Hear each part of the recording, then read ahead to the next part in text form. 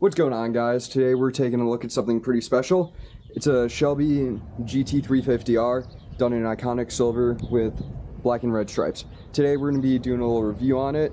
I've had this car for just a little over a few months, and I just want to show you a little look around the car. Let's go over the exterior of the vehicle first. A few highlights of the 350R, how you can tell the difference between a 350R and a normal GT350. Over here you have a red emblem. Now on the normal GT350, all you have is a gray emblem of the snake and obviously 350. Interestingly enough, the factory never added an R to the side of the 350. They just left it as GT350. But you can tell the differences, like I said, and the emblem being red in this wing right here. It doesn't look like it, but it's painted carbon fiber.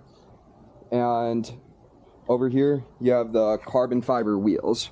These are painted black carbon fiber wheels, which only come with the 350R. So does that wing, and the red emblem, of course.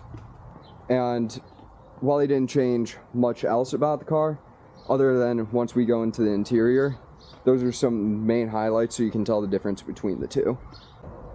I almost forgot to mention one other thing with the 350R. The splitter up front right here is a lot lower than the stock 350.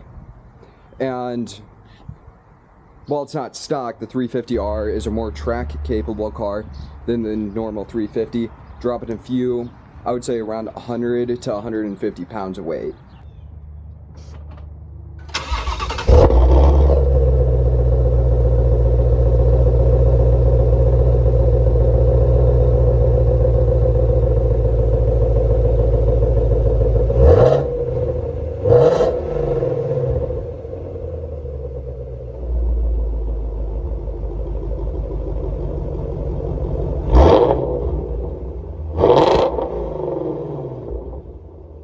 Now let's take a look at what makes this vehicle so special.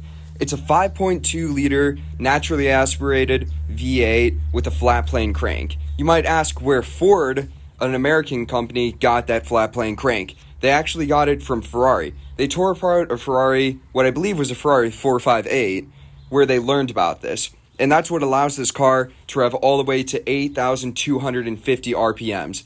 This thing just revs all the way to the moon. And what this engine also allows is this car, which is naturally aspirated, to put out 526 horsepower and 429 pound-feet of torque, which is absolutely crazy for a naturally aspirated engine, which this also makes it Ford's most powerful naturally aspirated engine ever. Now I'd like to take a look at the interior of the GT350R. The GT350R added a lot of things on the interior, mostly just looks-wise. A few of those things being, if we take a look at the steering wheel, there's a little red emblem, not emblem, but stripe on the top of it, and there's red stitching on the side. Another thing is the seats. The seats are Recaro seats, not specially designed for the 350R, but it came in the generations, the 2016 through the 2018 350R, but what they changed was the red stitching on the side. And it also has a big R emblem in the middle. This car is just littered with red throughout the whole thing. You also have a rear seat delete, which I don't believe was an option in the stock 350. Another thing is the startup screen is red. So I'll show you right here. So it looks pretty cool. Next thing I'd like to talk about is the front of the car, or the dash. It has a carbon fiber dash, which I believe was specific to the GT350R. And there's also the chassis number, which has a red chassis number that has an R on it instead of the gray one. Another nice little touch, this is on the exterior of the vehicle, is they added a little light-up snake from the mirror down to the ground, which I thought was an awesome feature.